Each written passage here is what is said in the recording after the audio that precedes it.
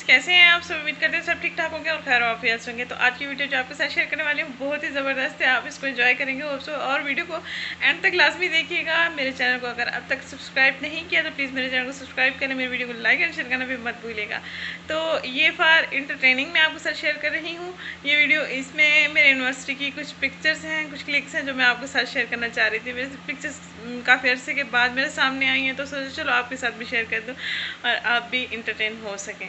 तो ये पिक्चर्स जो आज शेयर करने वाली हूँ मेरी एनिवर्सरी की है। एनिवर्सरी के टाइम मैं प्रेग्नेंट थी और 9th मंथ चल रहा था और मेरे हस्बैंड की ख्वाहिश थी कि दोबारा से दुल्हन बनूं।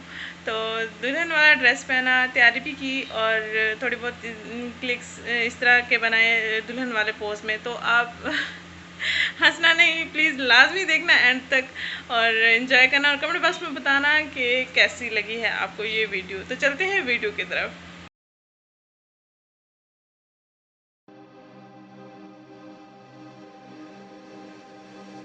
दिल लगी तेरे दिल को दिल लगी न लगे।